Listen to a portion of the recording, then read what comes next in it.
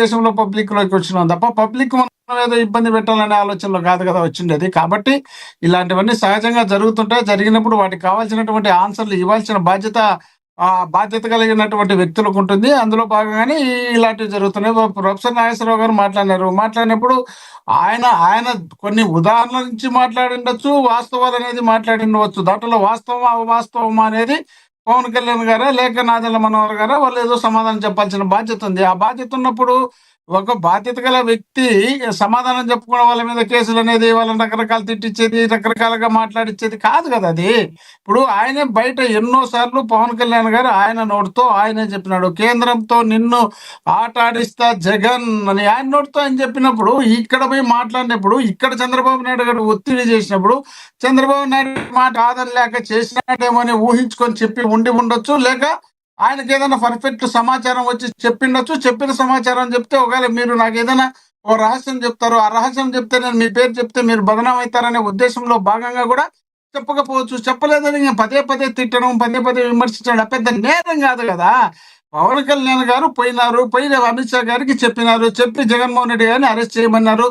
ఇదే కదా subject. Arrest చేయమన్నారు అనే దానికి ఎందుకు ఉదాహరణ వస్తుంది అంటే, గతంలో మీరు అన్నారు కదా, జగన్ను నేను ఒక ఆట ఆడిస్తా కేంద్రంతో. అంటే నేను ఆడిస్తానంటే అది వేరు, మా గవర్నమెంట్ వచ్చి నేను ఆట ఆడిస్తానంటే అది వేరు. మీరు కేంద్రంతో ఆడిస్తానన్నారు కదా. కేంద్రంతో ఆడిస్తానన్నప్పుడు ఇంకా దాన్ని ఇదే అనుకోవచ్చు కదా. ఇంతకుముందు ఇదే పరిస్థితి వచ్చింది కదా. చంద్రబాబు నాయుడు గారు ప్రతిపక్ష నాయకుడిగా ఉన్నప్పుడు కాంగ్రెస్ పార్టీతో పోయి చేతులు కలిపి అక్కడ చిదంబరం గారితో మాట్లాడి జగన్మోహన్ రెడ్డి గారి మీద కేసు, ఇద్దరు జగన్మోహన్ రెడ్డి గారి మీద ఇక్కడ కాంగ్రెస్ లో ఉన్నటువంటి శంకర్రావు గారు, తెలుగుదేశంలో ఉన్నటువంటి ఎర్రమనాయుడు గారు ఇద్దరు కలిసి కదా కేసు పెట్టింది. ఇద్దరు కేసు పెట్టారంటే ఈ రోజు కూడా అదే చంద్రబాబు నాయుడు గారు 14 నుండి 19 వరకు అధికారంలో ఉన్నప్పుడు నరేంద్ర మోడీ గారి దగ్గరికి పోయి జగన్మోహన్ రెడ్డి గారిని అరెస్ట్ చేయండి, చేస్తే బాగుంటుంది, రాష్ట్రంలో మాకు అడ్డం ఉండదు, మన కూటమికి ఎదురే ఉండదు అని చెప్పినాడని కూడా అప్పుడు వచ్చిన బ్రహ్మాండంగా వార్తలు వచ్చినప్పుడు మోడీ గారు సరే వదిలిపెట్టే, అన్ని కక్షలు తీసుకునేది ఏముంది, ఈ వయసు వచ్చిన తర్వాత కూడా మనం ఒకరి మీద కక్షలు తీసుకునేది. అతను చిన్న వయసులో వచ్చి రాష్ట్రంలో రాజకీయ పార్టీ పెట్టుకొని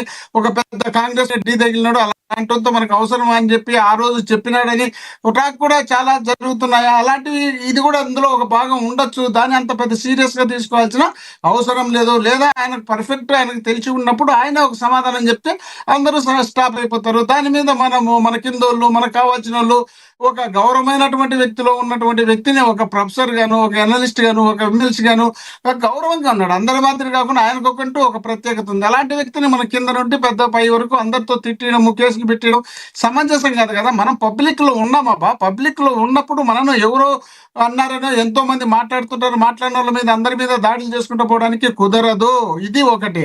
రెండోది మీరు చెప్తున్నారు ఇప్పుడు ఏది విశాఖపట్నం సంబంధించి స్టీల్ ప్లాంట్ లో జరిగినటువంటి బాధితుల గురించి మాట్లాడేటప్పుడు దాని ప్రమాదాన్ని కూడా మీరు రాజకీయం చేస్తున్నారు. ఎక్కడ రాజకీయం, ఏది రాజకీయం అంటే ఎక్కడ రాజకీయం? మీరు రాజకీయం చేసినారా, మేము రాజకీయం చేసినారా? మీరు అక్కడ పవన్ కళ్యాణ్ గారితో పాటు అందరూ పోయినారు, చూసినారు. చూసిన తర్వాత అందులో కేంద్ర మంత్రి గారు ఉన్నారు, రాష్ట్ర హోమ్ మినిస్టర్ గారు ఉన్నారు, పక్కన సకల శాఖ మంత్రి గారు లోకేష్ గారు ఉన్నారు, ఇంకా పార్టీ రాష్ట్ర అధ్యక్షుడు పల్లా శ్రీనివాస్ గారు ఉన్నారు. ఇంతమంది అక్కడికి వెళ్ళిన తర్వాత ఆ బాధితులను చూసిన తర్వాత, బాధితులకు సంబంధించినటువంటి సమాచారం సేకరించుకున్న తర్వాత వాళ్ళకు జరిగినటువంటి నష్టాన్ని పూడ్చేందుకు ఏ విధమైనటువంటి ప్రయత్నం చేయాలనే ఆలోచన మీరు చెయ్యాలా? మీకు కాకపోతే అక్కడ మోహన్ రెడ్డి గారు యాజమాన్యం ద్వారా మోహన్ రెడ్డి గారు మీరు ఒక మాట అన్నారు, సకల శాఖ మంత్రి. ఈ బిరుదు మీ పార్టీలో సజ్జల గారి బిరుదుని మీరు లోకేష్ గారికి ఇచ్చేశారా? ఇప్పుడు ఒకవేళ మీరన్నా, నేనన్నా, లక్ష్మీకాంత్ గారున్నా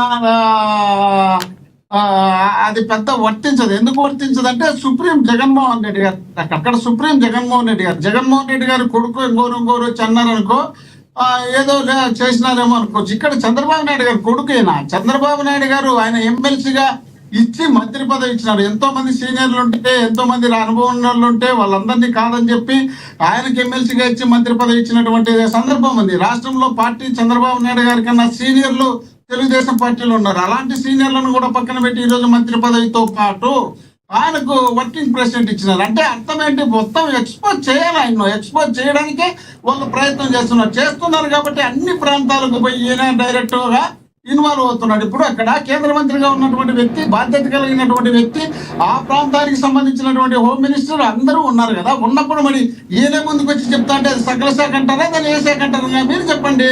కేంద్ర మంత్రి అబ్బా, ఆయన గనుల శాఖ మంత్రి కదా, గనుల శాఖ మంత్రి అయినప్పుడు ఆయన మాట్లాడొచ్చు కదా. ఆయన పక్కన పెట్టుకున్నాడు, ఇక్కడ హోమ్ మినిస్టర్ పక్కన ఎందుకంటారు కారణం ఏంటంటారు? అలా చేయడానికి గల కారణం ఏంటంటారు మీ పాయింట్ ఆఫ్ వ్యూలో?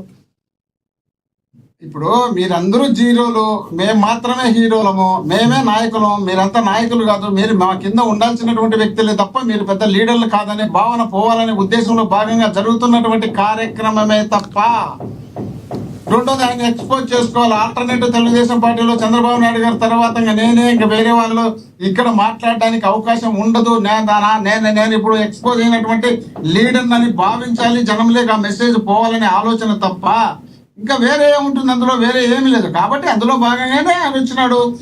మీరు చూడండి, కేంద్ర మంత్రిగా ఉన్నటువంటి రామ్మోహన్ నాయుడుకి సంబంధించి అక్కడేదో బాంబేలోనే ఏదో ఫ్లైట్ జరిగిపోతే ఈయన వార్ రూమ్ లో కూర్చొని ఏదో డిస్కషన్ చేస్తున్నాడని చెప్పి మా ఇక్కడ మా మాజీ ప్రజెంట్ ఎమ్మెల్సీ, మాజీ ఎమ్మెల్సీ ఆయన దీపక్ రెడ్డి గారు, ఆయన మాట్లాడి నవరపాలైనాడు. ఇంగ్లీష్ ఛానల్తో మాట్లాడి ఆ ఇంగ్లీష్ ఛానల్ వాళ్ళ చేత తిట్టించుకొని అవమానపాలయ్యి ఆ మరుసటి రోజు వాళ్ళ మీదకి చర్యలు తీసుకోవాలని రకరకాలు చేస్తున్నారు. అంటే చేసినా చేయకపోయినా, కళ్ళ ముందర ఉన్నా లేకపోయినా అంతా ఆయన ఆధ్వర్యంలో జరుగుతుందనే విధంగా ఎక్స్పోజ్ చేయడానికి పోయి వాళ్ళు జరిగిన వాళ్ళ కార్మికులు వచ్చి అయ్యా మా పరిస్థితి ఇదయ్యా, మాకు ఇబ్బందికరమైన ఉంది, ఇక్కడ స్టాఫ్ ను తగ్గించినారు, స్టాఫ్ వాలంటీర్ రిటైర్మెంట్ ఇప్పించి దాదాపు 6,000 మంది వెళ్ళిపోయినారు, దాదాపు 36 సంవత్సరాలుగా పనిచేస్తున్నాం, 30,000 మంది పనిచేస్తున్నటువంటి కార్మికులు, దాదాపు 30,000 ఎకరాలు భూములు ఇచ్చి రైతులు ఈ పరిశ్రమను తెచ్చుకున్నాం. ఇలాంటి పరిశ్రమ ఇబ్బందికరమైన సందర్భాలు వచ్చినప్పుడు పోరాటాలు చేసి దాదాపు 100 మంది ప్రాణాలు పోగొట్టుకున్నాం. అలాంటి పరిశ్రమలో ఈ రోజు మీరు అధికారంలోకి రాకముందు బ్రహ్మాండమైనటువంటి ఉపన్యాసాలు ఇచ్చారు. మేము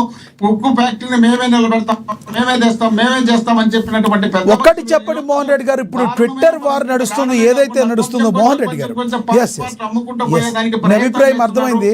ఈ అమ్మే కార్యక్రమాన్ని నిలబెట్టండి సార్, ఇది ఇబ్బందికరమైన సందర్భం అంటే మేమే ఇది ప్రైవేట్ పరం కానికుండా చేసింది మేమే అని ఆయన చెప్తాడు. అంతకుముందు సంవత్సరంలోనే 2025లో కుమారస్వామి కేంద్ర మంత్రిగా ఉన్నటువంటి కుమారస్వామి గారు జగన్మోహన్ రెడ్డి గారు ముఖ్యమంత్రిగా ఉన్నప్పుడు 2022 జనవరిలో అసెంబ్లీలో దీన్ని తీర్మానం చేసినారు. అమ్మడానికి వీలు లేదని జగన్మోహన్ రెడ్డి గారు తీర్మానం చేసినారని ఆయన నోటితో చెప్పినా కూడా ఈయన మేమే సాధించినాం, మేమే. మీ అభిప్రాయం ఏంటి మోహన్ రెడ్డి గారు? మీరు చెప్పింది అర్థమైంది.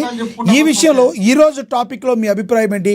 ట్విట్టర్ వేదికగా ఎవరైతే ప్రకాష్ రాజ్ గారు కొన్ని ప్రశ్నలు ఆంధ్రప్రదేశ్ ఉప ముఖ్యమంత్రి పవన్ కళ్యాణ్ గారిని తెలంగాణ ఇష్యూలో రండి ధర మీరు వస్తానంటే మేము వద్దంటామా, మీరు పొత్తులతో వస్తున్నారా, పొత్తులు లేకుండా వస్తున్నారని ఆయన వేసిన ట్వీట్ని కౌంటర్ చేస్తూ బండ్ల గణేష్ గారు మాట్లాడిన ట్వీట్ కావచ్చు. ఇప్పుడు తాజాగా రాహుల్ రామకృష్ణ గారు పవన్ కళ్యాణ్ గారి యొక్క శాఖల గురించి మరి మీరు ఒక శ్వేతపత్రం ఇవ్వాలి, మీరు శాఖలు ఎలా చేస్తున్నారని ఆయన ప్రశ్నలు సంధించారు. దీనికి సంబంధించి మళ్ళీ ఎమ్మటిని ఆయన డిలీట్ చేయడం, ఈ కోణం మొత్తాన్ని అసలు ఎలా చూస్తారు మీరు? ఈ ట్విట్టర్ వేదిక ఇవన్నీ ఎలా ఉంటే మరోవైపు వైసీపీ వీళ్ళు డైరెక్ట్గా చెప్తున్నారు, వైసీపీ బీఆర్ఎస్ కలిపి ఈ ట్విట్టర్ వార్లో సోషల్ మీడియాలో ఈ రకంగా పవన్ కళ్యాణ్ని బద్నాం చేయడానికి బీఆర్ఎస్ కుట్ర చేస్తుంది, దానిలో వైసీపీ ప్రధాన పాత్ర పోషిస్తుందని జన సైనికులు ఆరోపిస్తున్నారు. ట్విట్టర్ అనేది ఎవడు ఇష్టం వచ్చింది వాళ్ళు పెట్టుకుంటారబ్బా. పెట్టుకున్నప్పుడు దానికి సంబంధించినటువంటి వ్యక్తులు ఎవరో ఒకరు వచ్చి ఒక సమాధానం చెప్తే సరిపోతుంది. ఇప్పుడు ఆయన ఏమనుకున్నాడు, నేను తెలంగాణకు వస్తున్నాను, తెలంగాణలో మీటింగ్ పెడుతున్నాను, నేను తెలంగాణకు వచ్చి పునర్నిర్మాణ సభ పెడతాను అని మన పవన్ కళ్యాణ్ గారు ఒక స్టేట్మెంట్ ఇచ్చినారు. స్టేట్మెంట్ ఇచ్చిన తర్వాత ఆయన ఏమన్నాడు, రండి ద్వారా మీరు వస్తా అంటే మేము వద్దంటున్నామా, మీరు వస్తామంటే మేము వద్దంటున్నామా, ఎలా వస్తున్నారు, మీరు ఏమన్నా సింగిల్ గా వస్తున్నారా, అలయన్స్ తో వస్తున్నారా, ఏ విధంగా వస్తున్నారో ఓ మాట చెప్పండి అంటే ఇదేం పెద్ద నేరమా, తప్ప, ద్రోహమా? దాని ఎందుకు అంత సీరియస్ గా తీసుకొని దానిపైన వల్ల బండ్ల గణేష్ వచ్చి దాని ట్విట్టర్ లో వాడేవుడు ఈడేవుడు వాందేవుడు ఇందేవుడు అవసరమా? ఎవడిది ఆ ఊరైతే ఉంది, ఎవడు భారతదేశంలో ఉన్నాం మనం, భారతదేశంలో ఉన్నటువంటి భారత పౌరులుగా ఉన్నటువంటి వ్యక్తులు ఎవరైనా ఏదైనా మాట్లాడినప్పుడు అందులో ఈయన ఒక డిప్యూటీ సీఎం గా ఉన్నప్పుడు వ్యక్తి, ఈ ప్రాంతంలో డిప్యూటీ సీఎం అంటే దాదాపు రాష్ట్రానికి సగం అధినేత ఉన్నట్టు, ఆ ప్రాంతానికి పోయేటప్పుడు ఆల్రెడీ ఇంతకుముందు పార్టీలో మీరు పోటీ చేసినారు, తెలంగాణలో పోయి ఇప్పుడు మళ్ళీ పోటీ చేయాలని వెళుతున్నారు. మీరు మీరు చెప్పిందే నిజం కదా.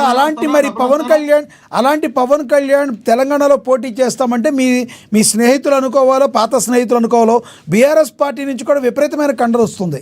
ఏమంటారు? మీరు వెళ్ళి మీ ఆంధ్రలో క్యాపిటల్ సిటీ కట్టుకోండి అని చెప్తున్నారు. లక్ష్మీనాథ్ గారు చెప్పండి. ఆంధ్రప్రదేశ్ లో ఏముందంటే విత్ ఛానళ్లతో పాటు అనలిస్టులతో పాటు విపరీతమైనటువంటి లేని ఉన్నట్టు అంటగట్టి మాట్లాడేదానికి చాలా తీవ్రమైన ప్రయత్నం చేస్తారు. ఇప్పుడు బీఆర్ఎస్ కు మాకు ఏంటి సంబంధం అబ్బా? ఏంటి మాకు బీఆర్ఎస్ కు సంబంధం? బీఆర్ఎస్ తెలుగుదేశం పార్టీ నుండి పుట్టినది బీఆర్ఎస్, టీఆర్ఎస్ నుండి బీఆర్ఎస్ అయింది. బీఆర్ఎస్ అయిన తర్వాత ఏ ఒక్క రోజున్నా మీరు మేము కలిసి అలయన్స్ పెట్టుకుందామని చెప్పడం కానీ, మీరు వచ్చి మాకు సపోర్ట్ చేయండి అని కానీ మేము అన్నామా? చంద్రబాబు నాయుడు గారు స్వయంగా బామర్ది హరికృష్ణ చనిపోయిన శవం దగ్గరికి పోయి అక్కడ ఉన్నటువంటి కేటీఆర్ తో మన ఇద్దరం కలిసి పోటీ చేద్దామని చెప్పుకున్నటువంటి వాళ్ళు కూడా మమ్మల్ని మా కామెంట్ చేసేట్లవుతుంది. అంటే 2019లో చంద్రబాబు గారి ఓటమికి, మీ గెలుపుకి అత్యంత భరోసా ఇచ్చింది బీఆర్ఎస్ అని బయట టాక్ వాస్తవం లేదంటారా? అరే ఎవడు ఏదో వాయితే దాని